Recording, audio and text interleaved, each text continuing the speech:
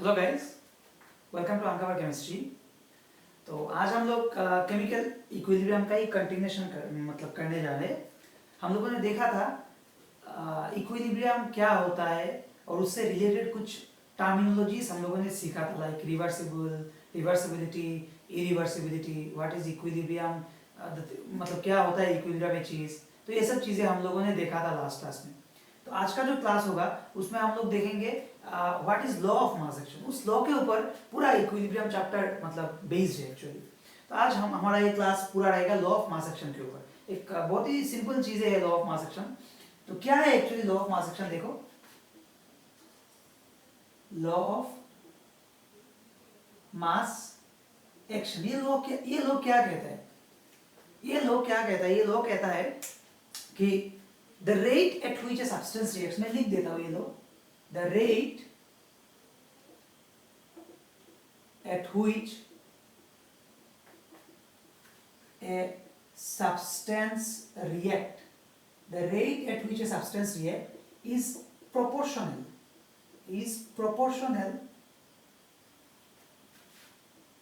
to its active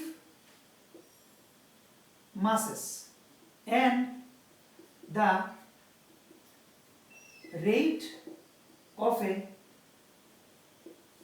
chemical reaction is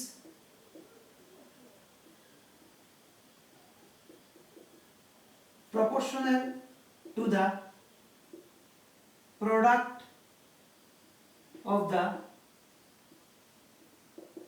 active masses of the reactant। ये इतना बड़ा definition मैंने क्यों लिखा है? किसी भी बुक में अवेलेबल होगा। ये मैंने क्यों लिखा? क्योंकि ये जो पूरा चीज है इस डेफिनेशन के ऊपर ही आधारित है। तो देखो क्या है ये, the rate at which a substance reacts is proportional to its active masses. Substance react is proportional to its active masses and the rate of a chemical reaction is proportional to the product of the active masses of the reactant। मतलब क्या है? यहाँ से हम लोग को जानने वाला क्या है, एक्टिव मास क्या होता है। एक्टिव मास मतलब क्या है? बहुत ही सिंपल सा एक चीज है। एक्टिव मास हम सबको पता है, molar mass of the substance होता है। मोलर मास सबको पता है, मोल पर लीटर, जिसको हम लोग N/V भी बोलते हैं। तो ये है एक्चुअली, मतलब कितना सब्सटेंस रिएक्टेंट हम लोगों को पता है। एक रिएक्शन अगर हम लोग ले रहे हैं, पकड़ लो हम लोग ऐसा कुछ एक रिएक्शन लिए, ए टू प्रोडक्ट, पकड़ लो यहाँ पे रिएक्टेंट एक ही है।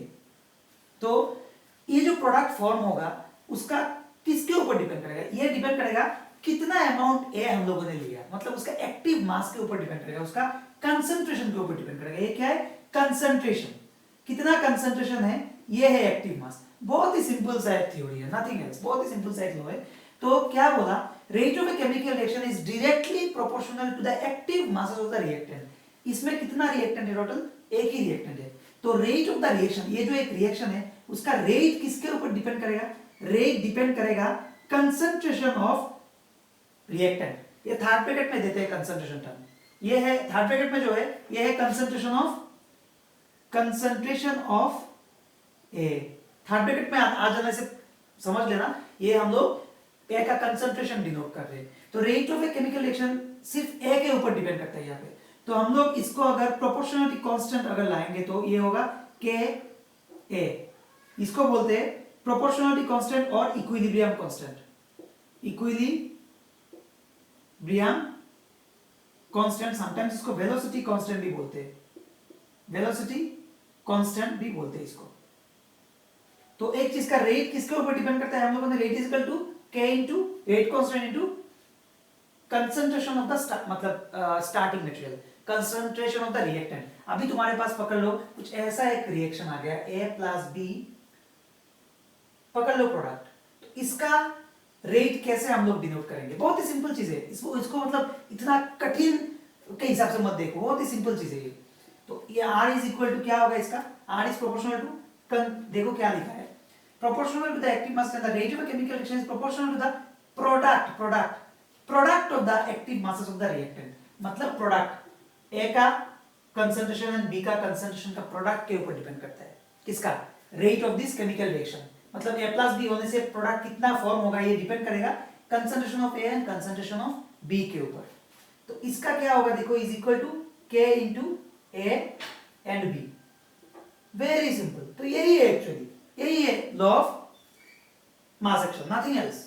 अभी पकड़ लो, हमारे पास एक और इक्वेशन है, पकड़ लो कुछ ऐसा, A प्लस B एरो पकड़ लो, x स्मॉल x है, ये small x capital X plus small y capital Y। इसका रेट कांस्टेंट हम लोग, इसका रेट कैसे निकालेंगे, तो याद रखना इसका रेट कुछ ऐसा होगा, rate is equal to, sorry rate proportional to concentration of A and concentration of B।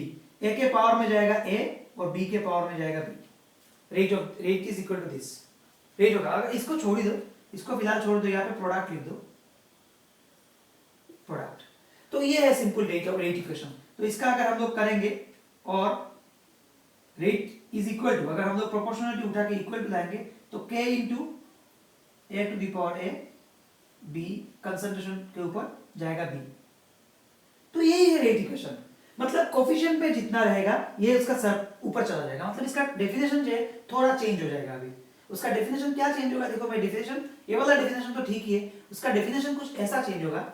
यहां से अगर हम लोग देखेंगे द रेट ऑफ ए, यहां से अगर देखेंगे the rate of a chemical reaction is proportional to the product of the active masses of the reactant, product of the active masses of the reactant, थोड़ा चेंज हो जाएगा। यहाँ पे देखो क्या होगा, product of the active mass of the reactant or product of the concentration of the reactant raised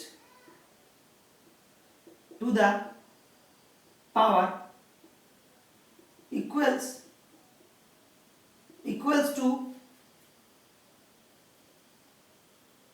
the number of molecules in the number of molecules of the respective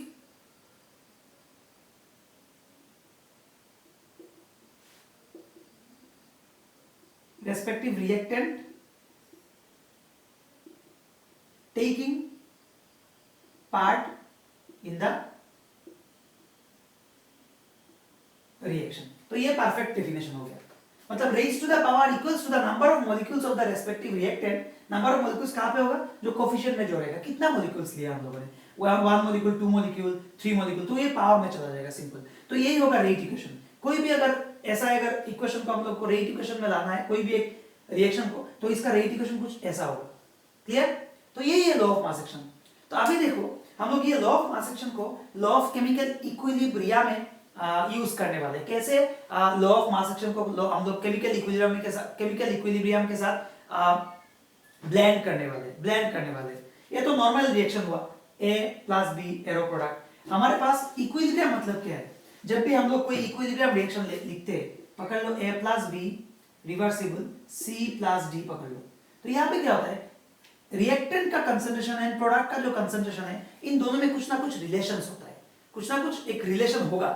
उस relation को हम लोग अभी रिलेट करने वाले हैं इन chemical equilibrium. In law of chemical equilibrium हम लोग क्या करते हैं, in law of chemical equilibrium हम लोग प्रोडक्ट का कंसंट्रेशन एंड रिएक्टेंट का कंसंट्रेशन का एक रिलेशन निकालते हैं, और वो रिलेशन एक्चुअली होता है, हम लोग application of law of mass action use करके हम लोग लॉ ऑफ केमिकल इक्विलिब्रियम को डेराइव करेंगे। बहुत ही सिंपल मतलब एक्सप्रेशन है। लॉ ऑफ मास एक्शन पूरा तो समझ में आया आई थिंक। अभी हम लोग देखेंगे लॉ ऑफ केमिकल इक्विलिब्रियम यहां से कैसे आएगा। पकड़ लो, हमारे पास कुछ ऐसा एक एक्सप्रेशन है। लॉ ऑफ मास एक्शन पूरा समझ में आया, लॉ ऑफ मास एक्शन खत्म हो गया, लॉ ऑफ मास एक्शन खत्म हो गया। अभी हम लोग देखेंगे law of chemical equilibrium, law of chemical equilibrium, law of chemical equilibrium. देखो हम लोग डिटेल्स में बहुत धीरे धीरे जा रहे हैं, पहले पूरा बेसिक जो है मैं तुम लोग को समझा दे रहा हूं, उसके बाद हम लोग डिटेल्स में जाएंगे, प्रॉब्लम्स देखेंगे, डिफरेंट टाइप ऑफ प्रॉब्लम्स देखेंगे, सब तब हम लोग को अच्छा लगने लगेगा शायद। अभी ये सब थोड़ा बोरिंग लग भी सकता है क्योंकि ये थियोरेटिकल पार्ट है, लेकिन ये सब हम लोग को जानना होगा, ये सब हम लोग को जानना होगा, तब हम लोग टफ क्वेश्चंस भी सॉल्व कर पाएंगे आराम से। तो देखो लॉ ऑफ केमिकल इक्विलिब्रियम क्या होता है, पकड़ लो ऐसा कुछ एक रिएक्शन है, यह अभी इक्विलिब्रियम रिएक्शन हम लोगों ने लिया, एक रिवर्सिबल रिएक्शन लिया, पकड़ लो ये अभी इक्विलिब्रियम स्टेट में आ गया, एट इक्विलिब्रियम। तो इसमें हम लोग लॉ ऑफ मास एक्शन कैसे लगाएंगे? ओके, ये है फॉरवर्ड रिएक्शन और ये है बैकवर्ड रिएक्शन, ठीक है।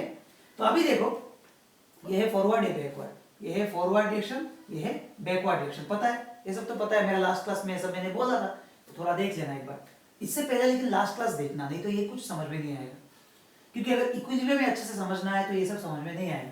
तो अभी देखो हम लोग को पता है रेट ऑफ फॉरवर्ड रिएक्शन क्या होगा, बोलो।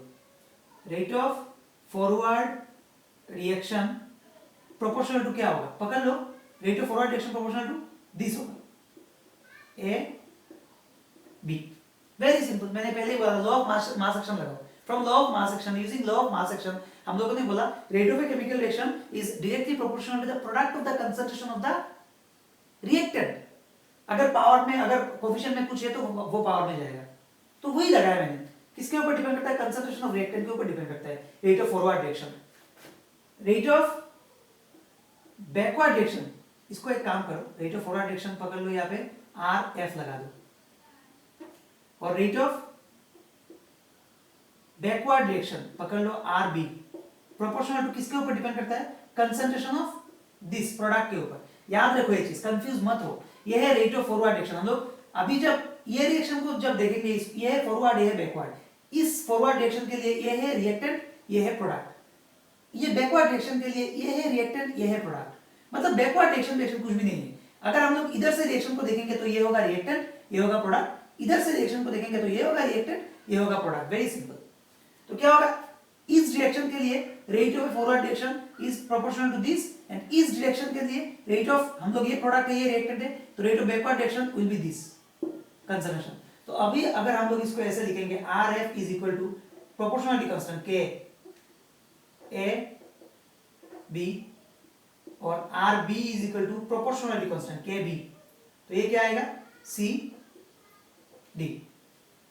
ओके, पहले जो हम लोगों ने लॉ ऑफ मास एक्शन में क्या लिखा था ना, तो वो प्रोपोर्शनलिटी कांस्टेंट है और वेलोसिटी कांस्टेंट है, उसको हम लोग इक्विलिब्रियम कांस्टेंट नहीं बोल सकते एक्चुअली, क्योंकि वो लॉ ऑफ मास एक्शन में था, ठीक है। तो वो बाय मिस्टेक हुआ था actually.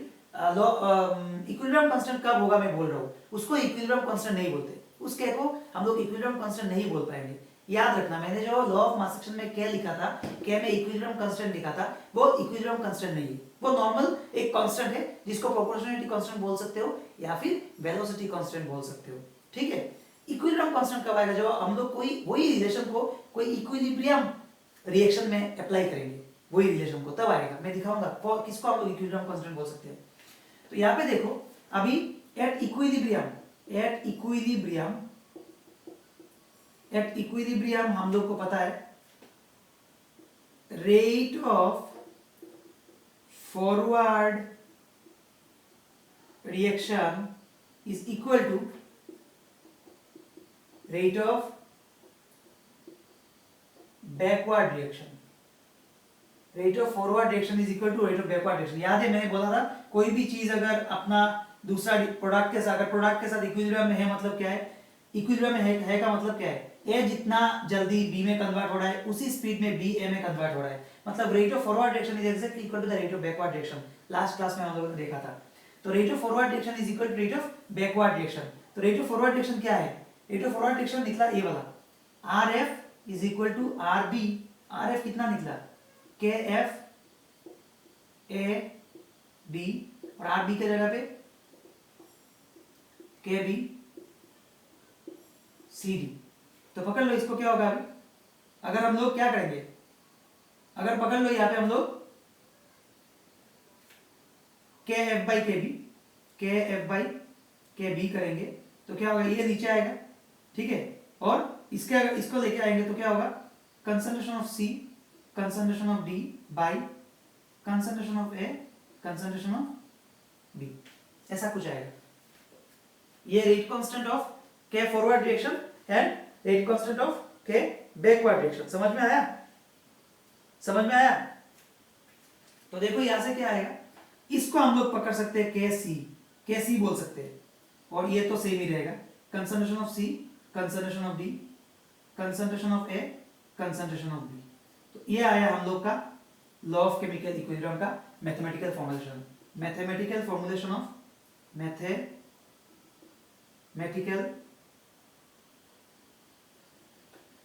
Formulation of law of chemical equilibrium. तो इसको हम लोग बोल सकते हैं इक्विलिब्रियम कांस्टेंट, इसको हम लोग बोल सकते हैं इक्विलिब्रियम कांस्टेंट। क्यों? ये कांस्टेंट इक्विलिब्रियम कांस्टेंट ही तो है, इक्विलिब्रियम इक्वेशन से ही तो ये आया ना। Kf Kb क्या है? Kf है rate of forward direction, Kb है रेट ऑफ बैकवर्ड डायरेक्शन, दोनों को जब इक्वेट किया एट इक्विलिब्रियम पोजीशन तभी तो ये कांस्टेंट आया K, इसीलिए इसको हम लोग इक्विलिब्रियम कांस्टेंट K बोल सकते हैं। ठीक है, तो यहाँ पे क्या है, कंसंट्रेशन ऑफ, ये CD क्या है, CD है concentration of product divided bye concentration of reactant. हमेशा याद रखना ये जो लॉ ऑफ केमिकल इक्विलिब्रियम है ये concentration of product by concentration of reactant होता है, हमेशा ये बात याद रखना। ये अभी हम लोग बार बार मैथमेटिकल नहीं करेंगे, डायरेक्टली हम लोग लिखेंगे। कोई भी अगर K का वैल्यू इक्विलिब्रियम इक्वेशन दिया है हम लोग को, कोई भी अगर K का वैल्यू हम लोग को लिखना है तो ऐसे ही लिखेंगे, concentration term product of concentration of product divided by product means into product of concentration of product means product divide by product of concentration of reactant. तो ये होगा हमारा इक्विलिब्रियम कांस्टेंट का इक्वेशन। समझ में आया या नहीं आया? क्लियर? एकदम सिंपल है ये। अभी मैं इसको इरेज कर रहा हूं। तो याद रखना कोई भी इक्वेशन का, कोई भी रिएक्शन का, इक्वेशन का नहीं, कोई भी रिएक्शन का जो K होता है ये फिक्स्ड होता है, ये फिक्स्ड होता है और कांस्टेंट होता है, और कांस्टेंट होता है एट ए गिवन टेम्परेचर, एट ए गिवन टेम्परेचर, एट ए गिवन टेम्परेचर K। अभी एक K हम लोग को क्या इंफॉर्मेशन देता है, कैसे हम लोग को क्या इंफॉर्मेशन मिलता है, ये K ही सबसे ज्यादा इंपॉर्टेंट है। ये पूरा चैप्टर में हम लोग सिर्फ ये K को ही निकालेंगे, कोई भी मैथमेटिकल प्रॉब्लम हो तो ये K हम लोग को क्या इंफॉर्मेशन देता है ये हम लोग देखेंगे इन फ्यूचर क्लासेस। ये K ही बहुत ज्यादा इंपॉर्टेंट है। क्लियर? ओके, तो अभी देखो एक और रिएक्शन में तुम लोग को दिखाता हूँ, ए प्लस बी, ये तो गया ही, एक और रिएक्शन में तुम लोग को दिखाता हूँ। पकड़ लो ए प्लस बी रिवर्सिबल रिएक्शन, पकड़ लो x प्लस y। तो इसमें अगर हम लोग लिखेंगे तो इसका रेट ऑफ फॉरवर्ड डायरेक्शन क्या होगा, मैं डायरेक्टली लिख रहा हूँ। रेट ऑफ फॉरवर्ड डायरेक्शन ये है, रेट ऑफ फॉरवर्ड डायरेक्शन होगा kf, फॉरवर्ड डायरेक्शन है ना, फॉरवर्ड डायरेक्शन के लिए ये, फॉरवर्ड डायरेक्शन के लिए ये है रिएक्टेंट, तो क्या होगा, a उसका पावर में जाएगा a, b उसका पावर में जाएगा b, पता है हम लोग को ये बात। रेट ऑफ बैकवर्ड डायरेक्शन क्या होगा, kb, डायरेक्टली लिख रहा हूं मैं, समझ में नहीं आने से मुझे बोलना तुम लोग, y, तो ये आ गया।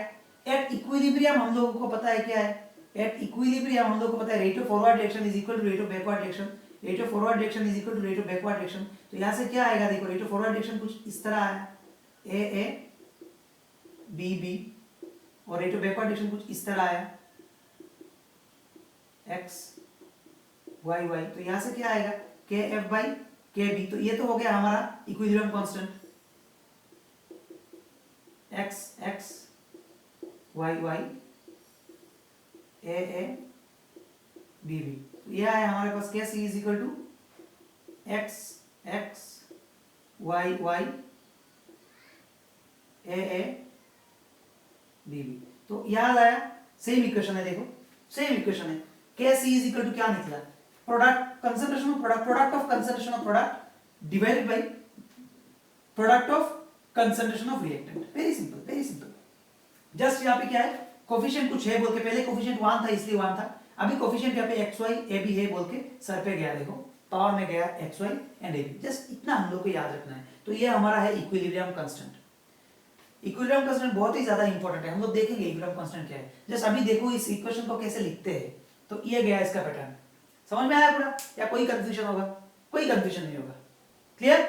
तो हम लोग आज देख लिया what is law of mass action and what is law of chemical equilibrium. तो अभी आई थिंक हम लोग को कोई प्रॉब्लम या तकलीफ नहीं होगा इसमें। क्लियर?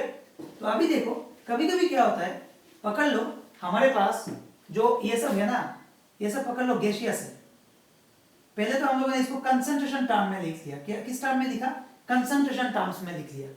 अगर गैसियस होगा तो गैस को हम लोग कंसंट्रेशन से कैसे डिनोट करेंगे, गैस को हम लोग कंसंट्रेशन से डिनोट नहीं कर पाएंगे, तो बेटर होगा हम लोग तो पार्शियल प्रेशर यूज करेंगे। Partial partial pressure. अरे पार्शियल प्रेशर कुछ नहीं है, पार्शियल प्रेशर ही होता है। मतलब इस टोटल चीज का प्रेशर क्या है, पकड़ लो ये एक चैम्बर के अंदर हो रहा है, एक बिकार के अंदर या फिर एक क्लोज्ड वेसल के अंदर, सब गैस है। तो ओवरऑल टोटल प्रेशर क्या होगा, टोटल प्रेशर होगा सम ऑफ ऑल दिस प्रेशर्स, तो होगा टोटल प्रेशर। जब हम लोग एक एक का प्रेशर देखेंगे उसको बोलेंगे पार्शियल प्रेशर। जब हम लोग सब पार्शियल प्रेशर को सम करेंगे तो हम लोग को क्या आएगा, टोटल प्रेशर मिलेगा उस सिस्टम का। Very simple. तो इसलिए हम लोग पार्शियल प्रेशर बोलते हैं। जैसे इस इक्वेशन का हम लोगों ने कैसे क्या लिखा था, इस इक्वेशन का हम लोगों ने कैसे लिखा था, कुछ ऐसा, correct me if I am wrong, कुछ ऐसा लिखा था, कुछ ऐसा लिखा था। तो अभी ये तो x का कंसंट्रेशन, y का कंसंट्रेशन, a का कंसंट्रेशन, b का कंसंट्रेशन टर्म था, मतलब मोल्स पर लीटर, मोल पर लीटर में हम लोगों ने इसको लिखा था। अभी ऐसा तो गैस है, इसको कैसे, इसको हम लोग पार्शियल प्रेशर में लिखेंगे, उसी एक्सप्रेशन को हम लोग अभी लिखेंगे। इसलिए इसका c था, Kc, मतलब इक्विलिब्रियम कांस्टेंट और कंसंट्रेशन टर्म्स था इसलिए c था। अभी इसको हम लोग लिखेंगे Kp pressure.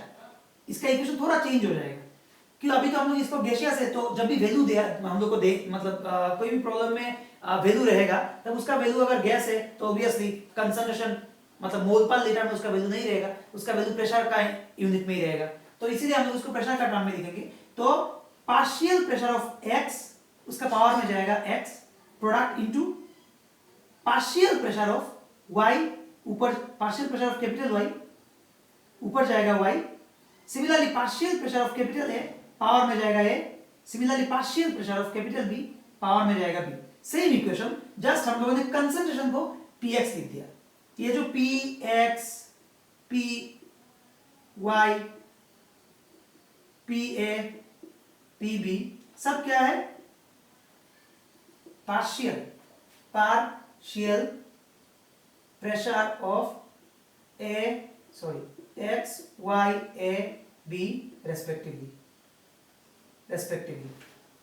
Very simple. whereas यहाँ पे ये कंसंट्रेशन था, x, y, a, b concentration था, ये x का कंसंट्रेशन, ये y का कंसंट्रेशन, ये a का कंसंट्रेशन, ये b का कंसंट्रेशन। तो हम लोग Kp में इस तरह लिखेंगे। सिमिलरली इसी को अगर हम लोग Kx भी लिख सकते हैं in terms of mole fraction, in terms of mole fraction, in terms of mole fraction. तो हम लोग क्या करेंगे, इसको लिखेंगे। मोल फ्रैक्शन का हम लोग कैसे डिनोट करते हैं, मोल फ्रैक्शन मैं दिखाता हूं दूसरा एक्सप्रेशन, क्योंकि इसमें मैं दिखा नहीं सकता, क्योंकि मोल फ्रैक्शन का हम लोग x से डिनोट करते हैं और यहाँ पे x ही है, तो तुम लोग कंफ्यूज हो जाओगे। तो मैं दिखाता हूं, ये समझ में आया कैसे Kp और Kc आता है, Kc क्या है और Kp क्या है। Kc होगा जब हम लोग कंसंट्रेशन टर्म में लिखेंगे, Kp होगा जब हम लोग प्रेशर के टर्म में लिखेंगे, तो Kp आएगा। दोनों सेम ही चीज है, जस्ट एक कंसंट्रेशन में है, एक प्रेशर में है, सिंपल। दोनों को कैसे रिलेट करते हैं वो भी मैं दिखाऊंगा, डोंट वरी। तो अभी देखो एक एक्सप्रेशन में लिखता हूं, अभी मैं थोड़ा चेंज करूंगा, यहाँ पे पकड़ लो a plus b reversible c देता हूं मैं, अभी xy हटा दिया मैंने ऐसे। क्यों, एक्चुअली मोल फ्रैक्शन का जो सिंबल है वो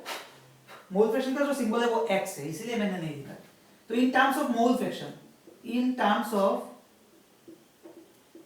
ऑफ मोल फ्रैक्शन क्या है, तुम लोग HS1 का फर्स्ट यूनिट थोड़ा पढ़ लेना, मोल फ्रैक्शन पता चल जाएगा।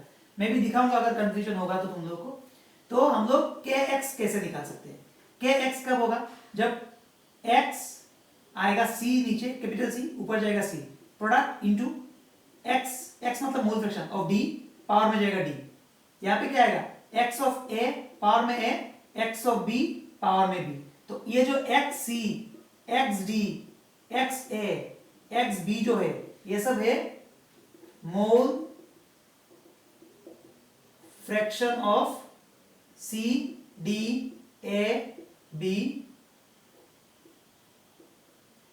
रेस्पेक्टिवली। Very simple.